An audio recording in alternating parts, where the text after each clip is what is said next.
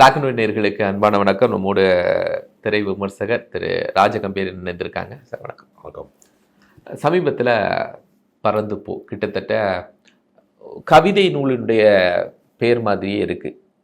ராம்கிட்ட இருந்து இப்படி ஒரு விஷயத்தை வரும்னு எதிர்பார்த்தீங்களா? தமிழ் சினிமாவினுடைய திரைகளில் சமீபமாக ரத்தங்கள் தெரிக்கிறது. அதாவது கேமராவுக்கு அவங்க எதை வேண்டுமானாலும் மறந்துட்டு போயிடுவாங்க ஷூட்டிங்கு. முன்னாடிலாம் ஃபிலிம் ரோல் இருந்துச்சு, இப்போ அது கிடையாது. கேமராவை இன்றைக்கி டிஜிட்டல் கேமராவா எல்லாமே மாறிடுச்சு. சினிமாவுக்கென்று கேமராவை கூட ஷூட்டிங் போகிறதுக்கு மறந்துட்டு போகிறதுக்கு கூட வாய்ப்பு இருக்கிறது. கத்தி, கடப்பாரை, துப்பாக்கி இது மாதிரி வன்முறை கருவிகள் இல்லாமல் சினிமா எடுக்க முடியாதுங்கிற அளவுக்கு சண்டை காட்சிகளாலும் ரத்த விரியாலும் கொடூரமான இடமாகவும் ஒரு போர்க்காலம் மாதிரி இருக்குது எல்லா படம். கேட்டால் அது ஆக்ஷன் படம் அப்படி தானே இருக்கும் அப்படின்னு சொல்கிறாங்க. மென் உணர்வு சார்ந்து, காதல் சார்ந்து, சென்டிமெண்ட் சார்ந்து, அன்பு சார்ந்து கதைகள் எழுதப்படுவது என்பது ரொம்பவும் அருகி வருகிற நேரத்தில் ரொம்ப குறைவாக சொல்கிறாங்களே. காட்டில் சில இனங்கள் குறைஞ்சிக்கிட்டே வருது, புலி இனம் குறைச்சிக்கிட்டு வருதுன்னா சொல்கிறாங்களா, அது மாதிரி அருகி வருகிற ஒரு பறவை இனம் மாதிரி ராம் ஒருத்தர் தான் மென் உணர்வு சார்ந்த கதைகளை அவர் எடுக்கிறார். நீங்கள் பாலு மகேந்திரா அவர் ரொம்ப மென்மையான உணர்வு சார்ந்த படங்களை அவர் எடுத்திருக்கிறார். நம்ம எல்லாருக்கும் தெரியும். வீடு, சந்தியா ராகம், அழியாத கோலங்கள், மூன்றாம் பிறை எல்லாத்துலேயுமே பார்த்தீங்கன்னா அன்பு சார்ந்த ஒரு மையப்புள்ளி தான் கதையாக இருக்கும். ஹியூமன் எமோஷனலை தான் அவர் கதையாக பண்ணுவாரே தவிர கொடூரமாக ரத்தம் தெரிக்கிற கதைகளே அவர் பண்ணி பழக்கம் இல்லை. கமர்ஷியலாக அவருக்கு படம் பண்ண தெரியாதுன்னு அவரை பற்றி விமர்சனம் வந்தபோது கூட நீங்கள் கேட்டவேன்னு ஒரு பழி வாங்குகிற படத்தை எடுத்து ப்ரொடியூசர்ஸுக்கு எனக்கு எல்லாமே எடுக்க தெரியும்னு காட்டுறதுக்காக ஒன்று எடுத்தார்.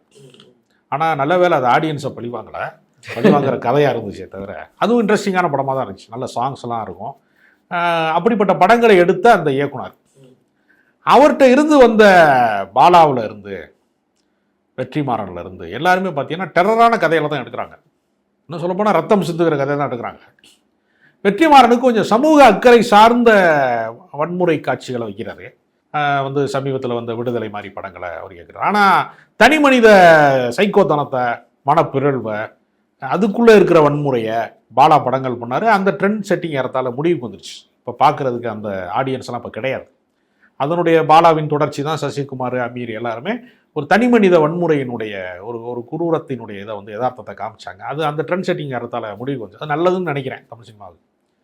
இப்போ தமிழ் சினிமாவில் பாலுமகேந்திரா பட்டறையிலிருந்து வந்தவர்களில் 2 பேர் தான் மென் உணர்வு சார்ந்த படங்களை எடுக்கிறாங்க. ஒருத்தர் சீனு ராமசாமி, இன்னொருத்தர் ராம். சீனு ராமசாமி தென்மேற்கு பருவ காற்று, நீர் பறவை, இந்த மாதிரி தர்மதுரை, அவர் அதுக்குள்ளே இன்னொரு ஜேனல் கோழிப்பண்ணை செல்லத்துறைன்னா ஒரு சென்டிமெண்ட் படம் எடுக்கிறாரு. அவர் என்ன சொல்கிறாங்கன்னா 80களில் வந்த படம், அப்போ அப்புறம் 80களில் இப்படி தான் படம் வரும், சென்டிமெண்ட் படமாக வரும். சென்டிமெண்ட் படமாக வருது இவர்கிட்ட, இப்போ ட்ரெண்டிங்கில் இல்லைங்கிறாங்க அவரை. கோழிப்பண்ணை செல்லத்துறை மாதிரி படத்தை பார்த்துட்டு. ஆனால் அவரோட ஸ்டைலில் படம் பண்ணுறார். பெண்களை மையப்படுத்துகிற படங்கள், அந்த எமோஷனலுக்குள்ளே அவர் கதை பண்ணுறாரு. அதை விட சிறப்பான ஒரு விஷயம் ஒன்று இருக்குது. ஈரானிய படங்களில் பார்த்தீங்கன்னா குழந்தைகளை மையமாக வைத்து கதைகள் இயக்குறது. அதுக்கு வேறு காரணங்கள் இருக்குது. அந்த ஊரில் மத குருமார்கள் பெண்களை காட்டக்கூடாது அப்படி இப்படின்னு சென்சார் போர்டுலேயே அங்கே மத குருமார்கள் தான் இருக்காங்க. அதனால் அங்கே நிறைய தடைகள் இருக்குது அவங்களுக்கு படம் இருக்கிறது. அதுக்காகத்தான் அவங்க குழந்தைகளை வச்சு படம் எடுக்கிறாங்க. ஆனால் உலகத்தின் ஆகச்சிறந்த படங்கள் சில்ட்ரன் ஆஃப் ஹெவனில் இருந்து, கலர் ஆஃப் பாரடைஸ்லேருந்து நிறையா படங்கள், அபூர்வமான படங்களை பூரா அவங்க இயக்கியிருக்காங்க, எடுத்திருக்காங்க. அதனுடைய ஒரு தொடர்ச்சி தமிழ் சினிமாவில் இருக்கான்னு பார்த்தா குழந்தைகளை ரொம்ப ஓவராக பேசுகிற குழந்தைய, இந்த டி ராஜேந்தர் படத்தில் சிலம்பரசன் 7 வயசாக இருக்கும், ஆனால் 70 வயசு ஆள் பேச வேண்டிய டைலாக் கொடுத்துருப்பாங்க. அந்த மாதிரி ஓவராக பேசுறது. அப்புறம் அந்த மாதிரி படங்கள் நிறைய வந்திருக்கு. குழந்தைகளை மையமாக வைத்து எடுக்கிற படங்கள், குழந்தைகளை இயக்குறது வேற ரொம்ப கஷ்டம். நம்ம சொல்கிறதெல்லாம் கேட்காது. ஸ்க்ரீனுக்குள்ளே அந்த ஃப்ரேம்குள்ளே கொண்டு வரவே முடியாது. வயசான ஆளுக்கே, கொஞ்சம் வயசில் முத்து நாளுக்கே சொன்னால் வண்டையில் ஏறாது. நடிக்க வைக்கிறது எளிதான விஷயம் இல்லை. அந்த ரிஸ்க்கை அவர் ராம் பல படங்களில் இயக்கியிருக்கார். ராமுடைய படங்கள் எல்லாவற்றையுமே எப்படி பார்க்கணும்னா, கார்ப்பரேட் மயம் ஆக்கப்பட்ட இந்த நவீன வாழ்க்கையினுடைய அகச்சிக்கல்கள் இருக்குல்ல, அதான் அவருடைய எல்லா படமே. கட்டுறது தமிழ் பார்த்தீங்கன்னா, ஒரு தமிழ் படித்தவன் தெருவில் பாண்டி பஜார் பக்கத்தில் ரங்கநாயன் தெருவில் கட்சி குத்துட்டு இருக்கான் 10 ரூபாய்க்கு. அதே அவன் கூட படித்தவன்ல ஒருத்தன் ஐடி கம்பெனியில் 2 லட்ச ரூபா சம்பளம் வாங்கிட்டு இருக்கான். இந்த ஏற்றத்தாழ்வு இருக்குல்ல, பொருளாதார ஏற்றத்தாழ்வு. 2 பேருமே ஒரே ஸ்கூலில் படிச்சிருப்பாங்க. வேறு டயத்தில் அவன் காலேஜில் வேறு டிகிரி போயிருப்பான், இன்ஜினியரிங் போயிருப்பான், ஒருத்தன் தமிழ் படிச்சிருப்பான். எவ்வளோ பெரிய வேற்றுமை இருக்கிறது அப்படிங்கிறது தான் கட்டுறது தமிழ். நீங்கள் அவருடைய எல்லா படங்களுக்குள்ளேயுமே நீங்கள் பார்த்தீங்கன்னா சாமானிய மக்கள், நடுத்தர மக்களுடைய வாழ்க்கையில் இருக்கக்கூடிய அந்த தடுமாற்றம், ஒரு தனக்கு பிடித்தமான ஒருத்தருக்கு சுடிதார் வாங்கி தர முடியல, ஒரு சேலையை வாங்கி தர முடியல அப்படிங்கிற அந்த சென்டிமெண்ட்டையெல்லாம் அவர் படங்களுக்குள்ளே வச்சுருப்பார். அவருடைய அந்த தரமணி மாதிரி படம், பெண்கள் வேலைக்கு போகிறதுனால ஏற்படக்கூடிய சிக்கல்கள், அது ஆண் உளவியலால் தாங்க முடியல. அவளுக்கு ஒரு ஃப்ரெண்டு இருந்தால் தாங்க முடியல, யாராவது கைகுலுக்கிட்டாங்கன்னா அன்றைக்கி வந்து அவருக்கு கருப்பு போயிடுச்சுன்னு சந்தேகப்படுறான் அப்படிங்கிற பிரச்சனையெல்லாம் அதுவும் நவீன வாழ்க்கையின் சிக்கல் தான்.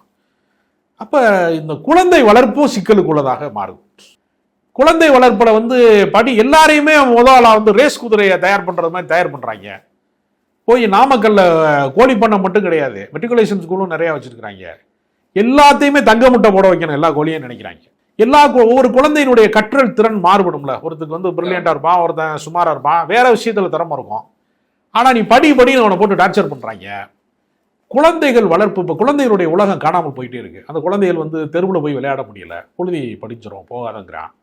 குழந்தைகளை வந்து என்ன பிராய்லர் கோழி மாதிரி வளர்க்குறாங்க வீடுகளில்.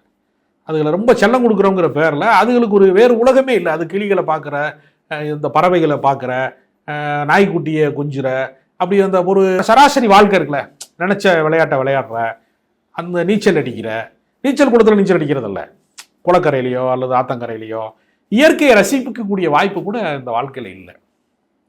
ஒரு வீட்டுக்குள்ளே அடைஞ்சு கிடக்கிற ஒரு குழந்தைக்கு வெளி உலகத்தை பார்க்குற வாய்ப்பு கிடைக்கிற ஒரு சின்ன ஒரு ரோடு ட்ரிப்பு மாதிரி வரும், ஒரு ட்ராவல்னா பறந்து போகும். ஒரு குழந்தையோட பிடிவாதம் என்னெல்லாம் செய்யும், அதை வந்து சுவராசியமாக ஒரு ஒரு ரொம்ப துயரமான கதையவே மிர்ச்சி சிவா வச்சு எடுத்ததுனால காமெடி படமாக்கிட்டாங்க. ஒரு துயரமான விஷயம் தான். நீங்கள் துயரமான படத்தை காமெடி ஆக்குறது இருக்குல்ல, அது ஒரு அபூர்வமான இடம். அதை ஒரு கடந்த காலத்தில் அதுக்கு ஒரு உதாரணம் சொல்லணும்னா ரத்த கண்ணீரில் வந்து சம்மந்தப்பட்ட கேரக்டர் பூரா துயரம் அடைவாங்க, பார்க்குறவங்க வந்து சிரிப்பான். அது ஒரு வகையான ஒரு ரொம்ப நுட்பமான இடம் அது. நீங்கள் சார்லி சாப்ளின் கூட பார்த்தீங்கன்னா அவர் கஷ்டப்படுவார், நம்ம சிரிப்போம், அவர் வழுக்கி விழுவார், நம்ம சிரிச்சுட்டு இருப்போம். இது ரொம்ப முக்கியமான உத்தி. ஏன்னா ரத்த கண்ணீர் படத்தை வந்து சிவாஜி கணேசன் தான் நடிக்கணும். ஏன்னா நாடகமாக ரொம்ப வருஷமாக போட்டுட்டு இருந்த ஒரு கதை அது. திருவாரூர் தங்கராசன் தீகாக்காரர்கள் எழுந்த கதை. அது கொண்டு போய் நாடகமாக நடிச்சுக்கிட்டு இருந்தப்போ அன்னைக்கு பெரிய நடிகர் வந்து பெரிய ஸ்டார் வந்து சிவாஜி கணேசன் தானே, அவர்கிட்ட தான் கால் ஷீட் கேட்டு நின்றுருக்காங்க. அவருக்கு பிஸியாக இருந்திருக்காரு, டேட்டு கொடுக்க முடியல. இவருக்கு என்னடா காத்து கிடக்கிறது அப்படின்னு சொல்லி எம்ஆர் ராதா வச்சு எடுத்துட்டாங்க அவசரத்தில். எம்ஆர் ராதா நடித்த பின்னாடி படம் ப்ரீவியூ போடும்போது நடிகர் திலகம் வந்திருக்காரு சிவாஜி கணேசன். படத்தை பார்த்துருக்காரு. நல்ல வேலை நான் நடிக்கலைனாராம் சிவாஜி எம்ஆர் ராதாட்ட. ஏன்னு கேட்டதுக்கு, நான் எல்லாரையும் கண்ணீர் விட்டு கதற விட்டுருப்பேன் இந்த படத்தை நடிச்சிருந்தா, நீ நடிச்சு சிரிக்க வச்சிருக்க, என்னால் முடியாதுடா உன் கலை. ஏன்னா உலகத்தில் வசனம் பேசும் போதே உச்சஸ்தாயில பேசுறது, குரல்ல வந்து 7 வண்ணங்களை காட்டுற வித்த இருக்குல்ல, அதெல்லாம் எம்ஆர் ராதா குரல் வித்த உலகத்தில் எவனுக்கும் இன்னைக்கு வரைக்கும் மிமிக்ரி பண்றவங்களுக்கு சோறு போடுற வித்தையா இருக்குது. அந்த குரல் உலகத்திலே கிடையாது அப்படி ஒரு குரல். நீங்க ஸ்ரீராமும் பாட்டில் தான் அந்த வித்தையை காட்ட முடியும். டயலாக் பண்ணும்போது காட்ட முடியுமா? காந்தா அப்படின்னு சொல்லும்போது காட்ட முடியுமா? காட்டவே முடியாது. அவர் குரல்ல அது காட்டுவார். அவரு அந்த அபூர்வத்தை வந்து சில இயக்குனர்கள், சில கலைஞர்கள் தான் செய்ய முடியும். அந்த வகை படம். ஆனா இப்ப என்ன பண்றாங்க, காட்சி மனசுக்குள்ள ஓடு இல்லைங்க. இப்ப என்னன்னா ரொம்ப பேர் என்ன பண்றாங்கன்னா, சினிமானா காதலிக்கணும், சண்டை போடணும், கிளைமாக்ஸில் ஒன்று சேரணும் அப்படின்னு பார்த்து பழகி விட்டு, ரயில் புறப்பட்டு போன உடனே இறங்கி நிற்கணும் பேக்கோடன்னு படம் பார்த்து பழகிட்டாங்களா. திடீர்னு ஒரு குழந்தையின் பிடிவாதம், ஒரு குழந்தை உலகத்தை ரசிக்கிறது அப்படின்னு ஒரு படத்தை எடுத்த உடனே சினிமா மாதிரி இல்லையே, வேற மாதிரி இருக்கே அப்படின்னு கொஞ்சம் பேர் சொல்லிட்டுறான். நீ நினைக்கிற படத்தையெல்லாம் அவன் எப்படி காட்ட முடியும்? ஒருத்தருடைய மன உலகத்தையும் வேறு வேறு தன்மைகள் கொண்டதில்ல. நீ நினைக்கிற கவிதையை நான் அப்படி எழுத முடியும்? கல்யாண வாழ்த்து கவிதை தான் அப்படி எழுதி கொடுப்பாங்க. தானா தோணி எழுதுறவன் அப்படி எழுத முடியாதுல்ல. அவரும் ஒரு பியூட்டிஃபுல்லான ஒரு மெமரிஸை அவர் ட்ரை பண்ணியிருக்காரு.